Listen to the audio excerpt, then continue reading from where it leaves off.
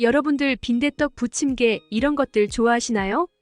비 오는 날만 되면 왠지 이런 거 먹어줘야 될 것 같고 막걸리의 친구라는 인식도 있고 입이 심심할 때 여러 사람이 모여 있을 때 또 등산 다니는 분들은 하산 코스의 파전, 해물전과 막걸리 먹는 것 공식처럼 여기는 분들 많죠.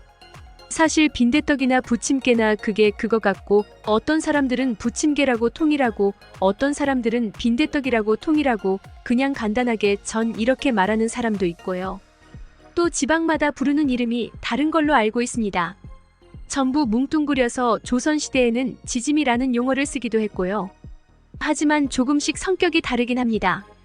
빈대떡은 평안도가 그 기원이라고 하고요. 해방 전후부터 625전쟁 직후 서울 쪽에 빠르게 퍼졌다고 합니다. 밀가루가 아니라 녹두를 사용한 게 특징이죠. 그런데 1970년대 이후로 모양은 빈대떡인데 녹두보다 밀가루 가격이 더 쌌기 때문에 밀가루를 쓰는 빈대떡이 늘어나기 시작했습니다. 그래서 녹두를 쓴 것은 녹두 빈대떡이라고 따로 명칭을 붙이곤 하죠. 저도 이 녹두 빈대떡을 무척 좋아하는데요. 특히 그 가장자리 부분, 바삭바삭하게 붙여진 녹두 빈대떡. 이야 예술이죠. 부침개나 파전도 가장자리가 맛있긴 한데 개인적으로 그 분야에선 녹두 빈대떡이 최고인 것 같습니다. 부침개의 경우 전을 서울 사투리로 부르던 것이 널리 퍼진 거라고 할 수 있고요. 오래전에는 서울에서도 어르신들이 지짐이라는 말을 자주 쓴 것 같은데 요즘은 거의 쓰지 않고 부침개로 통일이 된 것 같아요. 보통 많은 전의 종류 중에 넓게 펴서 만든 걸 부침개라고 표현합니다. 해외에서도 코리안 팬케이크 하면 이 부침개 이야기입니다. 시간이 갈수록 종류가 다양해지고 대중화되는 파전이나 해물전, 부추전 등은 보통 빈대떡보다는 부침개라는 표현을 더 많이 합니다. 그런데 우리나라의 빈대떡이나 부침개 같은 음식은 외국에도 다양하게 존재합니다. 여러 가지 음식물을 잘게 썰거나 부스러기로 남은 것들을 곡물가루 같은 것과 섞어서 또는 다양한 토핑으로 올려서 함께 굽는 형태죠. 대표적으로 전 세계에서 가장 유명한 피자부터 그런 형태로 시작해 발전해 온 것이니까요. 그리고 일본도 비슷한 성격의 음식이 존재하는데요. 바로 오코노미야키, 일본식 빈대떡이다 이런 표현을 하는 경우도 있지만 적절한 표현 같지는 않습니다. 오늘은 이 부침개와 오코노미야키에 대한 내용을 풀어보려고 하고요. 먼저 한국에서 부침개를 먹어보고 일본에서 오코노미야키를 먹은 외국인의 이야기부터 소개해 보겠습니다. 외국인들에게 한국 음식을 이야기하라고 하면 대부분 김치, 불고기, 갈비, 삼겹살 이런 것들부터 이야기하죠. 조금 익숙한 사람들은 부대찌개나 비빔밥을 말할 거예요.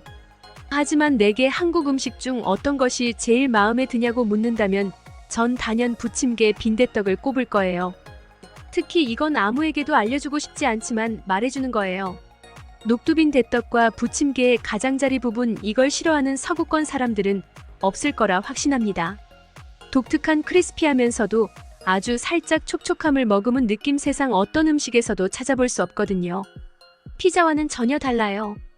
피자 신도우의 크리스피는 마르고 딱딱한데 양념이 배어있지 않아서 그냥 바삭한 것으로 끝. 그래서 치즈나 다른 소스를 찍어 먹어야 하죠. 하지만 빈대떡의 가장자리는 오마이갓. 난 가운데는 빼고 가장자리만 따로 팔았으면 할 정도예요. 내가 한국을 업무로 방문했을 때 불고기나 갈비 한정식은 여러 번 먹은 경험이 있었거든요. 그래서 사업 파트너에게 좀 특별한 것 없냐고 물었더니 그는 날 빈대떡집으로 데려갔고 난 그 자리에서 사장이나 먹었답니다. 하지만 이제 그는 같이 먹으러 가자면 싫어해요. 왜냐하면 내가 가장자리만 전부 잘라 먹으니까 자기도 그거 먹어야 하는데 너무하다고요. 한국에서 계속 그런 짓 하면 바로 접시 날아온다고요. 앞으로 혼자 다 먹지 말래요. 그래도 그 맛은 한국에만 있는데 어떡해요. 내가 일본에 갔을 때 일본 거래처 담당자가 자기들만 먹는 특별한 음식을 소개해주겠다고 했습니다. 그가 데려간 곳은 오코노미야키 가게였는데 입구에서 나는 소스와 밀가루 타는 냄새가 부침개와 조금 닮은 느낌이라 물어봤어요. 한국에 있는 부침개와 같은 밀가루 음식이냐고요? 그는 웃으며 한국의 전보다 수준이 높고 재료와 질이 훨씬 좋은 것이라고 했어요. 그래서 난 기대를 많이 했답니다.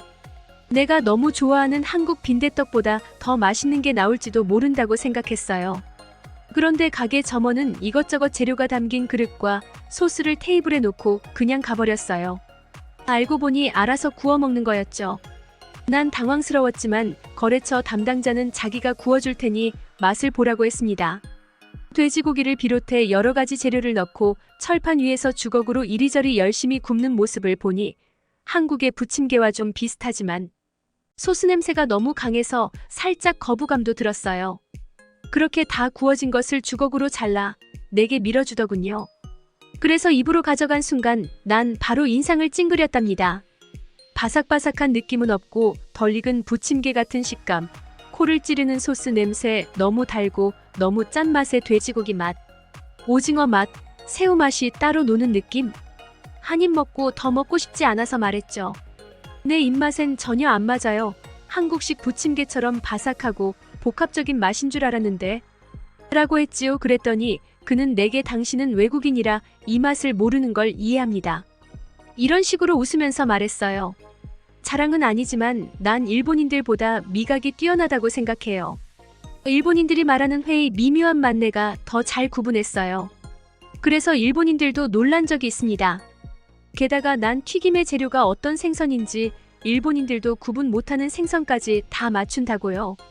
그래서 이런 걸 일본의 맛이라고 한다면 부끄럽게 생각해야 한다고, 이 맛을 모르는 게 아니라 굳이 알 필요가 없는 맛이라고 했죠. 맛을 평가할 수도 없고 일본인들만 모르는 것 같다고 쏘아붙였답니다. 내가 화를 냈더니 무척 당황한 것 같았어요. 나중에 그 회사의 사장이 이야기를 듣고 내게 정중하게 사과했지만 불쾌함은 가시지 않았답니다. 내가 이런 이야기를 한국의 파트너에게 했더니 그가 말하길 일본인들은 다른 부분은 겉으로 최대한 예의를 지키는데 미각만큼은 괴상한 우월의식이 있다고 했습니다. 나도 그 말에 동의해요. 그리고 그는 내가 먼저 부침개를 먹었기 때문에 선입견이 생겨서 더 그런 거라고 웃었죠. 생각해보니 그 이유도 맞는 것 같네요. 내가 빈대떡 부침개를 너무 마음에 들어 했으니까. 하지만 익숙하지 않은 외국인의 입맛에도 잘 맞고 정말 맛있게 느껴진다면 그게 진짜 맛 아닐까요?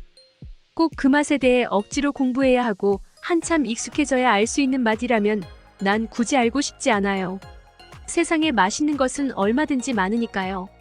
네, 사실 제가 밀가루 음식을 별로 안 좋아하기도 하고 오코노미야키는 몇 번 먹어봤지만 한국의 파전이나 빈대떡같이 화롭게 섞인 맛이 전혀 아니거든요.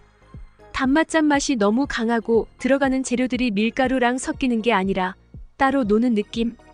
그래서 입에 안 맞으니까 굳이 일본에 있을 때 외국분들이랑 같이 가서 먹은 경험이 없습니다. 그래서 한국에서는 빈대떡 파전을 신나게 먹었는데 일본 가서 오코노미야끼 먹었을 때는 엄청 마음에 안 들었다고 하는 외국분의 이야기를 인용해봤고요. 이분이 녹두 빈대떡 끄트머리 킬러거든요. 같이 먹으면 자기 혼자 그 부분만 다 잘라 먹어서 제가 엄청 뭐라고 했죠. 그게 포인트인데 너만 먹냐고. 그래서 이분 이야기는 한국 쪽으로 좀 기울어져 있을 수도 있어요. 빈대떡, 부침개, 파전 이런 거 엄청 좋아하는 분이니까. 그래도 이분이 다른 일본 음식들은 칭찬하는 것도 많고 일본식 튀김 덴푸라는 한국보다 더 낫다고 평가하는 분이기도 하니까 한국 쪽으로만 치우친 건 아니라고 생각해서 소개했습니다. 외국인들한테 녹두 빈대떡 제대로 부친 것. 그 단순히 바삭바삭한 게 아니라 미묘해서 말로 표현하기 어려운 느낌 있죠? 그 끄트머리 먹어보라고 하면 달을 쓰러집니다. 별의별 감탄사가 다 튀어나오죠. 그래서 괜히 외국에서 처음 온 사람한테 김치 자극 강한데 억지로 먹으라고 하지 마시고요.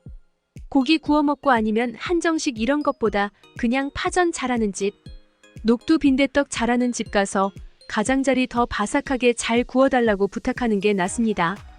효과가 좋아요.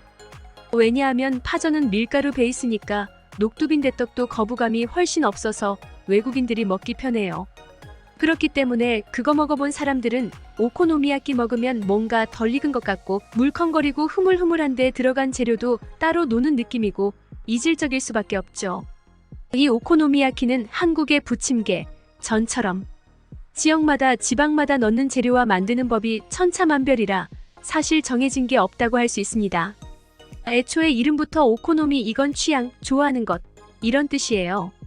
야키는 구이, 그러니까 좋아하는 대로 먹고 싶은 대로 구워 먹는다는 뜻입니다. 이 때문에 동네마다 가게마다 집집마다 만들어 먹는 방식 넣는 재료가 다 다릅니다. 개인적으로는 이상한 소스하고 마요네즈 다 빼고 그냥 한국처럼 얇게 부치면 훨씬 더 맛있을 것 같은데, 물론 밀가루 반죽이 전혀 달라서 바삭촉촉 이런 느낌은 훨씬 덜 하겠지만요. 이건 간사이 지방 즉 관서 지방이 메인이고요. 간토 관동 지방에서는 몬자야키라고 비슷한 게 있는데 일반적으로는 오코노미야키로 통일해서 부르고 있습니다. 대표적으로 히로시마 스타일, 오사카 스타일이 있는데요.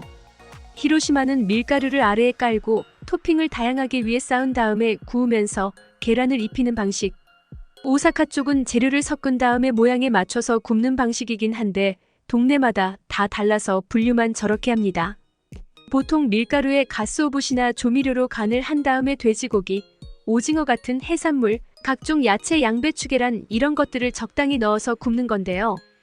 대부분 가게에서는 점원이 그냥 가져다 주면 알아서 구워 먹어야 돼요. 부탁하면 점원이 해주는 경우도 가끔 있습니다. 그러다 보니 익숙하지 않으면 두께가 있기 때문에 다 타게 되고 한쪽은 덜 익고 재료는 전부 따로 놀고요. 일본 사람들 중에도 이거 잘 못하는 사람 꽤 있어요. 또 재밌는 게 이거 가지고 아는 척 잘난 척 싸우는 경우가 좀 있습니다. 전형적으로 꼰대질하는 인간들이 이거 먹을 때 본색이 나와요. 이런 식으로 먹어야지. 먹는 법을 모른다. 맛을 모른다. 이런 꼴값을 하거든요.